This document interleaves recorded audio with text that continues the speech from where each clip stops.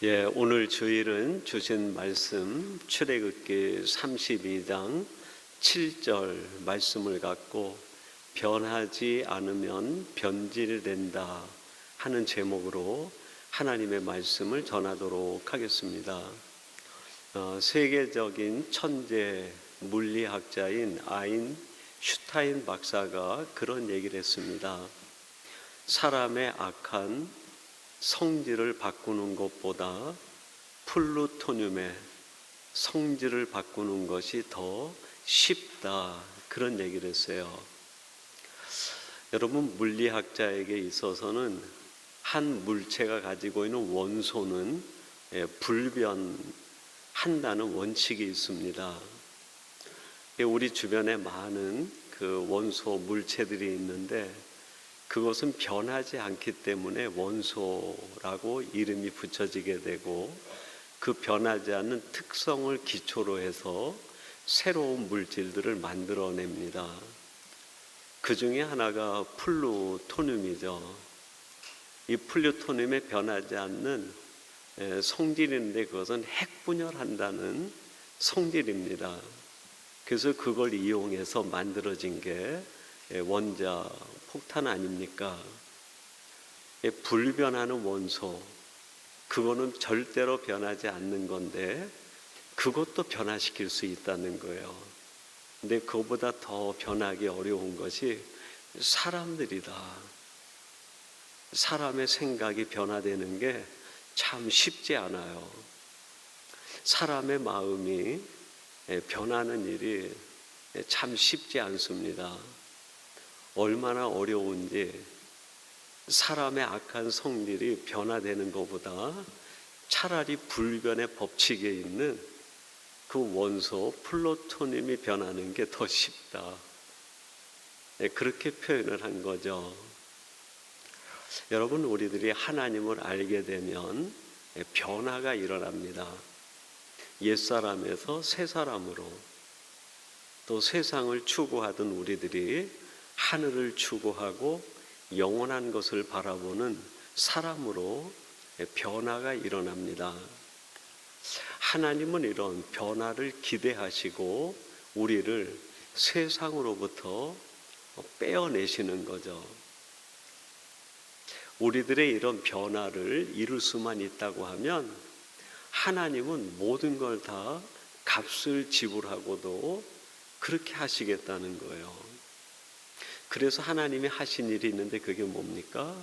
천하보다 귀하신 하나님의 독생자 예수님을 십자가의 제물로 내어주시고, 그거를 믿는 자마다 하나님의 자녀로 변화의 삶을 살 수 있는 길을 만들어 놓으신 거예요. 이게 신약에서 하나님이 하신 일이라고 하면, 구약에선 하나님이 어떤 일을 하셨을까요? 그게 바로 애굽에 있는 이스라엘 백성들을 그 애굽 노예 생활로부터 빼어내신 거죠. 이스라엘 백성들을 애굽에서 빼어내신 이유는 오직 한 가지예요. 그들의 변화를 기대하신 것이죠. 너희들이 더 이상 이제는 애굽 방식으로 살지 말고, 이집트의 노예로 살지 말고, 애굽의 논리와 애굽의 생각을 따라 사는 사람이 아니라 선민으로 너희들을 불렀으니 선민의 삶을 살아가라는 게 출애굽의 이유였고 목적이라 할 수 있겠습니다. 그래서 하나님은 온갖 이적과 기사를 베풀어서 이스라엘 백성들을 애굽에서 빼어내신 거죠. 그리고 얼마 지나지 않아서 하나님은 애굽에서 나온 이스라엘 백성으로 인하여 큰 실망을 하시게 돼요. 그게 오늘 본문 말씀입니다. 오늘 7절에 보니까 이렇게 말씀합니다. 여호와께서 모세에게 이르시되 너는 내려가라. 내가 애굽 땅에서 인도해낸 내 백성이 부패하였도다. 그들의 변화를 기대하고 하나님께서 이스라엘 백성들을 애굽에서 빼어내셨는데 변화되는 게 아니라 부패해져 갔다는 거예요. 변질되었다라는 겁니다. 하나님이 이스라엘 백성들을 바라보며 이 말씀을 하실 때 얼마나 마음이 아프셨을까요? 근데 오늘 이 시대에 변화를 기대하시고 예수님을 값으로 지불해서 죄와 사망으로부터 변화를 기대하고 빼어낸 우리들이 하나님 보실 땐 어떤 모습일까? 혹시 하나님을 우리를 보시고 내가 너희들에게 변화를 기대했는데 너희들이 왜 이렇게 부패했니? 한다고 하면 여러분, 우리가 하나님 앞에 얼마나 아버지의 마음을 아프게 하는 사람이겠습니까? 우리가 읽은 말씀은 오늘 7절 한 절 말씀인데 출애굽기 32장 전체는 같은 내용을 담고 있는 이야기로 되어 있습니다. 30절에 이런 말씀이 나와요. 이튿날 모세가 백성에게 이르되 너희가 큰 죄를 범하였도다. 이튿날 그렇게 얘기를 해요. 이 이튿날이라는 단어가 히브리어로 모아후트라는 말이에요. 모아후트. 근데 그걸 직역하면 하룻밤 사이에 그런 뜻이에요. 우리 성경은 이튿날, 둘째 날 그런 의미로 번역을 했는데 그 뜻 자체를 직역을 하면 하룻밤 사이에 그런 뜻이에요. 이스라엘 백성들에게 변화를 기대하고 그들을 애굽에서 빼어냈는데 하룻밤 사이에 그들이 부패해졌다는 거예요. 변질됐다는 거예요. 생각이 변하고 마음이 변하고 삶의 태도가 하나님의 기대와는 너무 멀리 떨어져 버렸다는 거예요. 여러분, 우리는 하루하루 지날수록 하나님이 볼 때 변화를 이루는 사람이 돼야 될 텐데 혹시 그 반대 현상이 일어나면 하나님 보시기 얼마나 안타까운 일이겠습니까? 그러면 조금 더 구체적으로 하나님이 보실 때 그냥 하룻밤 사이에 이들이 이렇게 변화를 기대했지만 변질돼 버리고 부패된, 도대체 무엇이 변질됐기에 하나님이 그들을 보시고 이렇게 마음 아파하실까요? 여러 가지를 생각해 볼 수 있겠지만 오늘은 두 가지를 생각해 보려고 합니다. 첫째는 사랑이 변질된 거예요. 사랑이 변질된 거예요. 31절에 이런 말씀이 나옵니다. 이 백성들이 자기들을 위하여 라고 얘기를 해요. 우리가 하나님을 알지 못하면 사람들은 대부분 살아가는 삶의 이유가 자기를 위하여 살아가는 사람이 됩니다. 하나님을 알지 못하는 사람들은 삶을 살아갈 때 일을 해도 무슨 일을 하고 또 내가 무슨 목적을 가지고 해도 다 자기를 위해서 하게 돼요. 먹는 것도 나를 위해서, 생각하는 것도 나를 위해서, 쉬는 것도 나를 위해서. 하나님을 알지 못하는 사람이 자기를 위하여 사는 것은 무지하기 때문에 일어나는 일이라서 하나님도 그것에 대해서는 책임을 묻지 않으셨어요.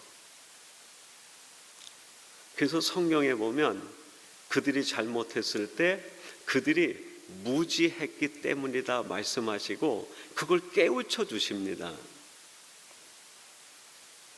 근데 우리가 하나님을 알고 나면 살아가는 삶의 이유를 다시 생각하게 되고 그게 바뀌게 돼요. 하나님을 알지 못했을 때에는 자기를 위하여 살던 사람이 하나님을 알게 되면 하나님의 영광을 위하여 살아야지라고 바뀌게 돼요. 그 웨스트민스터 소열이 문답이 있는데, 신앙생활하는 처음 하나님을 믿는 사람에게 가르치는 질문에 답을 주어서 하는 교육서예요. 근데 제 첫 번째 질문이 뭐냐면, 사람의 제일 되는 본분이 무엇입니까? 하는 질문이에요. 사람의 살아가는 목적, 살아가는 이유, 사람이 살아가는 까닭이 무엇입니까? 그걸 묻는 거죠. 이 사람들이 이런 목적과 까닭과 이유도 없이 살았던 사람들이 아니에요. 하나님을 알기 이전에 다 나름대로 이유가 있었어요. 내가 살아가는 삶의 이유, 내가 사는 삶의 까닭, 내 삶의 목적, 하나님을 알지 못해도 다 있었어요, 그것들이. 하나님을 알고 나니까 다시 질문하는 거야. 하나님을 아는 내가 그러면 어떻게 사는 게 사람답게 사는 것이고 하나님의 자녀답게 사는 것입니까? 그래서 질문한 거예요. 사람의 제일 되는 본분이 무엇인가? 그에 대한 답이 뭡니까? 하나님을 영화롭게 하고 영원토록 그를 즐거워하는 것이다. 하나님의 영광 돌리는 거라, 영광을. 하나님을 알지 못했을 때에는 나를 위하여 살던 사람이 하나님을 알고 나면 이게 바뀌어요. 아, 하나님의 영광을 위하여 살아야 되겠구나. 근데 여기서 한 가지 신비한 일이 일어납니다. 내가 하나님의 영광을 위하여 살아야지 하는 순간 내 눈에 보이는 것이 있어요. 뭐가 보일까요? 내 주변에 사람이 보이기 시작을 해요. 사람이. 나를 위하여 살아야지 하나님을 모르고 자기를 위하여 살 때에도 사람이 보였어요. 그때 보인 사람은 어떻게 보였을까요? 내가 나를 위하여 살기 위한 수단으로 보여요. 사람이 보이기는 보이는데 그 사람들이 전부 내가 나를 위하여 살기 위한 도구로 보이는 거예요. 사람이 다 도구로 보이고 수단으로 보이는 거예요. 그래서 그 사람들을 이용해 가지고 내가 사는 것을 채워가기 시작을 해요. 여러분, 이 논리가 하나님 없는 세상의 논리예요. 하나님이 없는 세상은 사람들이 어떻게 살아갈까요? 나를 위한 도구로 여기고 살아가는. 나만 행복해질 수 있다고 하면 누구든지 다 수단으로 삼는 거야. 사람이 사람을 힘들게 하는 세상이 만들어지는 거예요.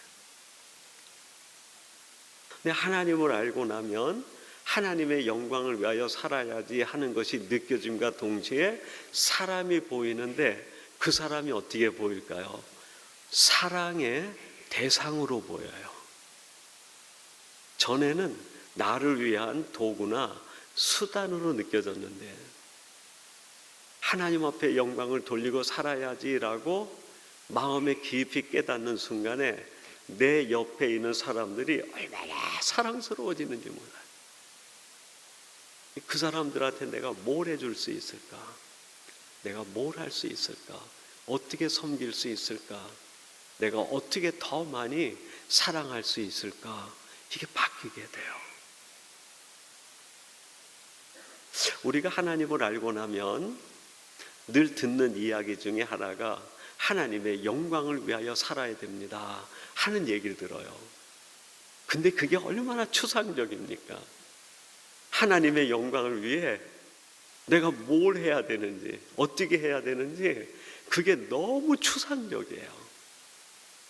그러니까 하나님의 영광을 돌리며 살아야지는 하는데 삶으로 현실적으로 실천이 이루어지지 않아요. 왜 그럴까요? 정확하게 내게 다가오는 메시지가 없었기 때문이에요. 하나님의 영광을 위하여 살아야지 하는 순간 하나님이 내 눈을 변화시켜서 보게 하시는 사람들이 있어요. 약한 사람이 눈에 띄는 거예요. 눈물 흘리는 사람이 눈에 보이는 거예요. 마음에 심한 고민을 가지고 있는 사람이 눈에 들어오기 시작을 해요. 전에는 이게 안 보였는데 하나님 앞에 영광을 돌려야지 하는 깊은 묵상 속에 갑자기 내 눈에 보이는 사람들이 다르게 보이는 거예요. 전에도 똑같이 있었는데 하나님을 알기 전에도 내가 함께 교제하고 함께 사귀던 사람들이었는데 그때는 그 사람의 아픈 것들이 안 보여요. 근데 하나님을 깊이 알고 나면 그 사람들의 마음들이 보이기 시작합니다. 그래서 나도 모르게 거기에 이렇게 손을 대기 시작을 해요. 그게 사랑이죠, 그게요. 아픈 상처가 보여가지고 그 상처에 내 손이 이렇게 가게 되는 거야. 그게 사랑 아닙니까? 누가복음 10장에 보면 그 예루살렘에서 여리고로 내려가다가 강도 만난 사람 얘기가 나옵니다. 그 사람이 거반 죽게 된 걸 버려두었는데 그 곁에 제사장과 레위인이 지나가요. 제사장과 레위인이 실명된 사람이 아닌데 그 사람이 안 보이는 거예요. 강도 만난 사람은 보였을지 모르는데 상처가 안 보이는 거예요. 상처가.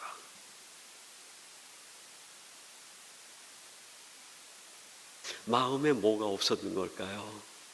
하나님의 영광을 위하여 살아야지라고 하는 질문이 없었던 거예요. 어떻게 보면 제사장 직은 하고 있을지 몰라도 레위인의 신분은 가지고 있을지 몰라도 그 속에 하나님이 계시지 않았다라고 할 수 있겠어요. 하나님이 계시면 다른 게 보이는 거예요. 근데 그 제사장과 유대인들로부터 죄인 취급받던 사마리아 사람이 지나가는데 상처가 보이는 거예요. 그 사마리아 사람 마음속에 뭐가 있었을까요? 하나님이 계시지 않았을까? 그분이 늘 생각하는 건 뭐였을까요? 내가 어떻게 해야 하나님 앞에 영광 돌리는 사람으로 살 수 있을까? 이 고민이, 이 질문이 계속 그 속에 있지 않았을까? 그 질문과 그 고민이 있다 보니까 상처가 보이는 거예요. 상처가. 가서 싸매주고 도와주고 그를 여관에 데려가서 내가 더 돈을 줄 테니까 치료해달라고 그 상처에 손이 가는 거예요. 디모데후서 3장 1절에 보면 마지막 때에 사람들에게 일어나는 일 가운데 하나가 사랑하지 않으며 하는 게 나타나요. 오직 자기만 사랑하는. 여러분, 이 세상은 시간이 가면 갈수록 더 자기만을 사랑하는 세상이 됩니다. 그런 세상 속에 하나님이 우리를 하나님의 자녀로 보내주신 거예요. 그 까닭이 뭘까요? 그들이 보지 못하는 상처 입은 사람들의 상처를 보고 만져주어라. 그 뜻 아닐까요? 여러분들은 우리 중앙교회가 어떤 교회가 됐으면 좋겠습니까? 성도들이 많아지고 재정이 많아지는 교회, 그것도 필요할 겁니다. 사역을 위해선. 그러나 본질은 그보다 조금 더 다른 차원에 있지 않을까 싶어요. 우리가 사는 이곳에 누군가가 상처 입은 사람이 있다고 하면 거기에 손을 댈 수 있는 교회가 우리 중앙교회가 되면 얼마나 좋겠습니까? 하나님이 우리에게 원하시는 것은 큰 교회, 대형 교회, 아마 그건 아닐 겁니다. 하나님이 정말 원하시는 교회 본질은 하나님이 눈을 열어 보여주시는 그 사람의 상처를 만져주고 손을 댈 수 있는 교회가 아니겠는가. 이런 교회가 역사적으로 있었어요. 언제 있었을까요? 사도행전 2장에 보면 나와요. 사도 베드로와 12사도들이 나가 복음을 전할 때 예루살렘 교회 성도들이 모이기 시작합니다. 그 예루살렘 교회는 사람을 만져주는 교회였어요.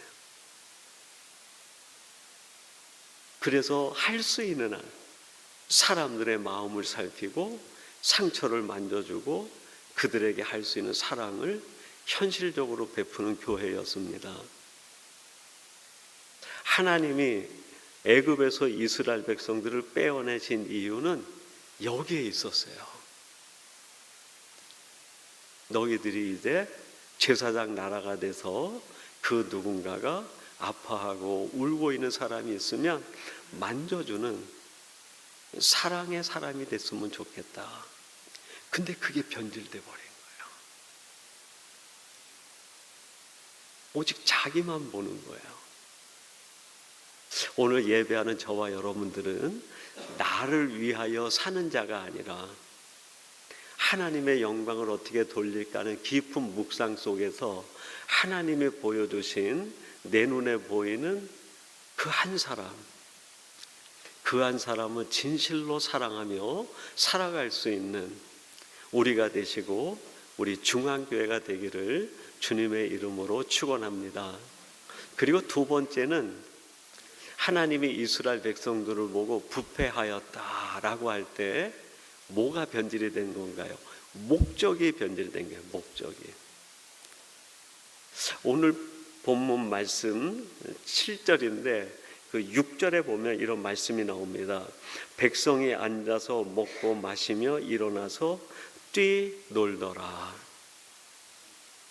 모세가 이제 시내산에 하나님의 말씀을 받으러 올라갔는데 백성들이 아론을 격동시켜 가지고 금부치를 가져와서 금송아지를 만들어 놓고 이게 우리 하나님이다 얘기하고 거기서 그냥 먹고 마시고 뛰고 놀고 즐기는 모습이 그들의 모습이었어요. 거기에 나타난 출애굽한 이스라엘 백성들의 변질된 인생의 목적, 그건 뭐였을까요? 먹고 마시고 뛰고 즐겁고 노는 거였어요. 애굽에서 나온 이유가 그들에게는 그것이라고 생각을 했어요. 먹고 마시고 뛰고 즐겁게 노는 게 인생의 목적이었다고 하면 아마 하나님은 이스라엘 백성들을 애굽에서 빼내지 않으셨을 거예요. 왜냐하면 출애굽한 지 한 달 정도 지나서 신광야에 이르게 됩니다. 신광야에 이르니까 애굽에서 나올 때 가져왔던 모든 먹거리 음식이 다 동이 나 버렸어요. 먹을 게 아무것도 없는 거예요. 하나님을 막 원망합니다. 모세를 원망하면서 뭐라고 얘기합니까? 너가 어찌하여 우리를 이 광야에서 굶어 죽게 하려고 애굽에서 나오게 했느냐? 우리가 애굽에 있을 때 저 고깃가마 곁에서 고기를 먹던 때와 나무를 먹고 푸른 채소를 먹던 그때가 더 행복했다, 그렇게 얘기를 해요. 이스라엘 백성들이 애굽 땅에서 노예 생활하면서도 고기는 실컷 먹었던 거예요. 나무를 먹었다고 얘기합니다. 푸른 채소를 먹고 싶은 대로 그냥 먹었던 거예요. 인생의 목적이 먹고 마시고 고기 먹고 즐기고 뛰는 거라고 하면 굳이 하나님이 그들을 애굽에서 빼어낼 이유가 없어요. 이미 그들은 애굽에서 그렇게 살고 있었기 때문이에요. 하나님께서 그들을 애굽에서 빼어내셨다고 하면 지금 그들이 살아가고 있는 그 인생의 목적 외에 다른 목적이 있었기 때문이 아닐까요? 여러분, 그 목적이 뭘까요? 하나님과 동행하는 거예요. 동행. 애굽에서 아무리 고기를 먹고 나무를 먹고 음식을 먹고 뛰놀고 놀아도 거기에는 뭐가 없었어요? 하나님과의 동행이 없었어요. 그래서 그들을 애굽에서 빼어내 가지고 하나님과 동행하는 삶을 살게 하시기 위해서 애굽에서 빼어내시고 그것이 인생의 참 목적임을 그들에게 알려주셨던 거죠. 창세기 13장에 보면 아브라함과 그의 조카 롯 얘기가 나옵니다. 이 아브라함과 조카 롯이 가나안 일경에 있으면서 양떼가 너무 많이 늘어난 거예요. 그래서 한 목초지에 두 목자가 양떼를 이끌고 함께 양을 칠 수가 없는 거예요. 그래서 아브라함이 얘기합니다. 이제 우리가 각자 목축지를 찾아 떠나자. 네가 동으로 가면 내가 서로 가고 내가 서로 가면 내가 동으로 가겠다. 그때 아브라함의 조카 롯이 저 멀리 소돔과 고모라 들을 보니까 멸망하기 이전이기 때문에 에덴 동산 같았다, 그렇게 얘기를 해요. 얼마나 푸르르고 좋은지. 롯의 마음속엔 그 땅을 선택할 때 인생의 목적이 무엇이었을까요? 그래요, 내가 저기에 가면 마음껏 먹고 마시고 뛰고 즐겁게 노래할 수 있겠구나. 그 땅을 선택한 롯의 마음속에는 인생의 목적은 그것이었어요. 여러분, 지금도 이 땅엔 수없이 많은 제2의 롯이 있어요. 사람들이 인생하면 목적을 무엇에 둡니까? 그냥 먹고 마시고 입고 즐기고 뛰놀고 내가 원하는 것 충족되는 것, 그게 인생의 목적으로 삼고 사는 사람들이 일반적이다 하는 생각이 들어요. 그렇게 조카 롯이 그 목적을 향해 갈 때 아브라함에게도 나도 좀 저렇게 살고 싶다, 이런 생각이 들 수 있었을 것 같아요. 그 고단한 광야 생활 속에 나도 좀 쉬고 먹고 마시고 즐겁게 살고 싶다, 이런 생각이 왜 안 들겠어요? 근데 그 밤에 하나님이 나타나 가지고 아브라함에게 하늘을 보라 얘기합니다. 그리고 동서남북 사방을 보여준 다음에 내가 내게 지시하는 곳으로 가라 그래요. 그 지시하는 곳이 어디였을까요? 헤브론이었어요. 헤브론. 헤브론은 일찍이 여호수아 때 그 갈렙에게 분배받은 기업이었는데 그 땅에는 거인들이 살고 산지였어요. 산지. 평야 지역이 아닙니다. 갈렙이 여호수아에게 얘기합니다. 여호수아여, 당신도 알거니와 그날에 하나님이 내게 이 헤브론을 내게 준다고 약속했으니까 이 산지를 내게 주소서 내가 나이 80이지만 내가 그 땅을 정복하겠나이다. 아무도 갈 생각을 안 하는 산지였어요. 산지. 목초지가 아닙니다. 소돔과 고모라처럼 먹고 마시고 즐겁고 뛰고 놀 수 있는 곳이 아니에요. 힘들고 어렵고 척박한 곳이에요. 근데 하나님이 아브라함에게 그곳으로 가라는 거예요. 하나님의 명령 속에 담긴 아브라함에게 주신 메시지, 교훈이 뭐였을까요? 그 헤브론이라는 단어의 뜻이 친교라는 뜻이 있어요. 교제라는 뜻이 있어요.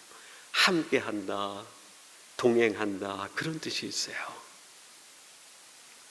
아버지 하나님이 아브라함에게 참된 인생의 목적을 가르쳐 준 거예요.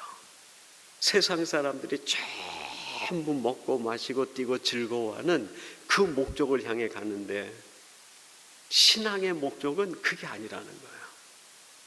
헤브론으로 가라는 거예요. 나와 함께하고 나와 교제하고 동행하자 하는 거예요.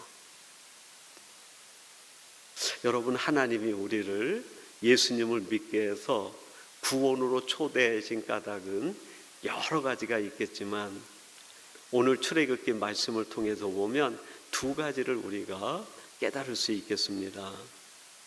내 앞에 있는 사람이 다르게 보이는 거예요. 내 앞에 있는 사람의 아픔이 보이는 거예요. 내 앞에 있는 사람의 상처가 보이는 거예요. 그래서 사랑할 수밖에 없는 사람이 되는 거예요. 내 능력으로는 할 수 없는데 하나님의 영광을 생각하다 보니까 하나님이 사랑하는 능력도 주시는 거예요. 내 감정으로 사랑하다 보면 실패할 수 있습니다. 서강대학교 총장의 부인이었던 조안 리 박사가 있어요. 서강대 교수를 했던 분인데 그분이 책을 쓰면서 책 속에 하나님의 사랑은 감정이 아니라 의지다 그랬어요. 의지. 여러분, 세상 사람들은 감정으로 사랑을 해요. 좋으면 사랑한다고 얘기를 해요. 제가 우리 집사람하고 결혼하기 전에 집사람한테 프로포즈 하면서 그런 얘기를 했어요. 내가 물도 안 묻히고 공주처럼 살게 해주겠다고. 근데 그 감정으로 하면은 사랑하지 못했을 거예요. 그거 한 번도 못 해줬으니까 집사람이 나를 사랑하겠다는 의지로 사랑했으니까 이렇게 내가 살고 있는 것이 아닌가. 하나님의 사랑은 의지입니다. 내 앞에 보이는 그 사람을 사랑할 수밖에 없는 거예요. 그리고 인생의 목적이 바뀝니다. 먹고 마시고 즐거워하는 것도 인생의 한 부분이지만 그게 인생의 전부가 아니다 하는 걸 알게 돼요. 진짜 참된 인생의 목적은 하나님과 함께 하는 거예요. 하나님과의 동행인 거예요. 오늘 이걸 깨닫고 여러분이 살아가는 삶이 하나님으로 인하여 매일같이 변화를 이루어 성숙으로 나가는 복된 성도님들, 또 우리 위니펙 중앙교회가 되기를 주님의 이름으로 축원합니다. 우리 같이 기도하겠습니다. 하나님 아버지, 감사합니다. 오늘 주시는 말씀을 통해 우리들의 삶이 우리를 구원해 주신 하나님의 뜻을 쫓아 변화를 이루게 하셔서 우리 앞에 보이는 사람이 사랑할 수밖에 없는 사람으로 보이게 하시고 우리의 인생의 목적이 하나님과의 동행 되게 해 주옵소서. 예수님의 이름으로 기도하옵나이다. 아멘.